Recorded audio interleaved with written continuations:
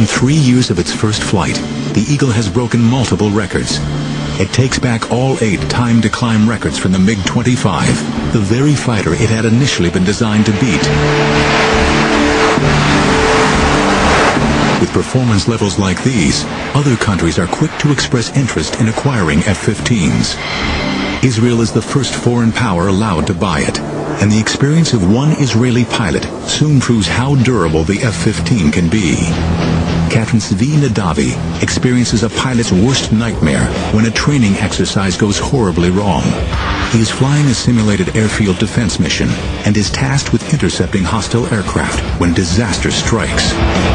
I saw what in hindsight was the number 3, which is the leader of the rear pair, and he was upside down, and I was at around 14,000 feet, and I shot a missile.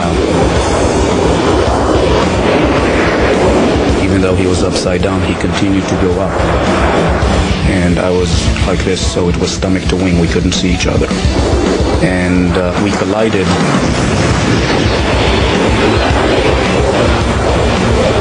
Big commotion, big bang. The A4 basically fireballed immediately, and I found myself with maybe 30 degrees nose down attitude, and the aircraft was spinning.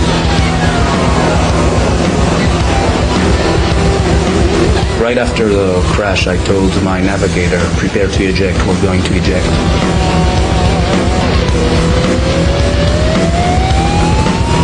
I opened afterburner, which is a totally opposite instinct when you're spinning towards the ground. Then the roll slowly stopped, and slowly I was able to bring the nose back up. I told my wingman to come close and to inspect me. There was a huge spray of fuel that was being drawn out of the wing, and it basically camouflaged what was going on there. Nadavi survives the mid-air collision. He is 10 miles out from the nearest airfield and hopes to still land safely. But the pilot cannot see what has happened behind the spray of leaking fuel. His F-15 has been so badly damaged in the collision that he is flying on just one wing.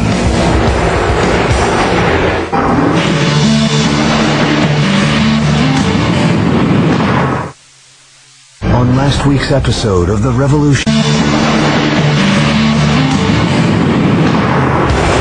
After a devastating mid-air collision, Captain Zvi Nadavi finds himself flying a seriously damaged F-15. Somehow, he's able to regain control over his aircraft and attempt a landing.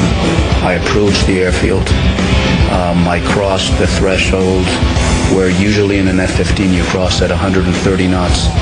I crossed at anywhere between 250 to 260 knots. Was landing at approximately twice the normal landing speed. I put the tail hook down. There was a cable at about 1/3 of the runway, and we went into that cable. But because of the speed, the hook is not built for those speeds, and the hook basically tore off the airplane.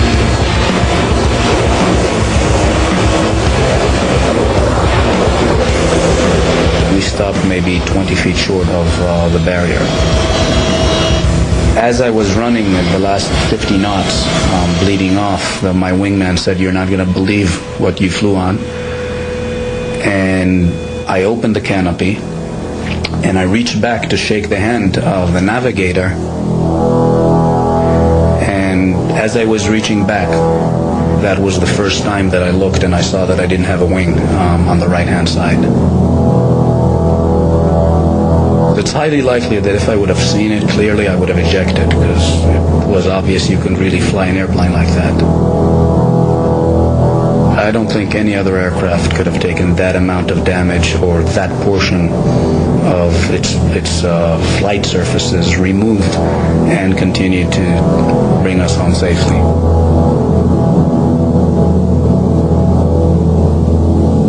The best testament was a good friend of mine who was an F-16 pilot, and he crossed and he saw that there was no wing, and his first words was, "Can I transfer to F-15s?"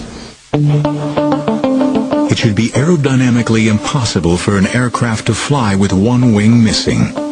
McDonnell Douglas sends a team to investigate the incident. Their first inclination was it was a taxiing accident. It couldn't happen in air in the airplane. And only when they later went to analyze it and said, okay, the F-15 has a very wide body, and you fly fast enough, then you're like a rocket, then you don't need wings. The Eagle has done the impossible. If a pilot can land an F-15 with just one wing, the plane should be able to endure unimaginable punishment on the battlefield.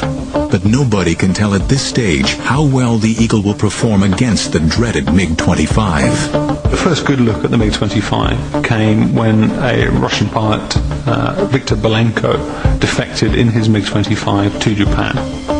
The Japanese and the Americans hustled over the airplane. They dismantled it on the air.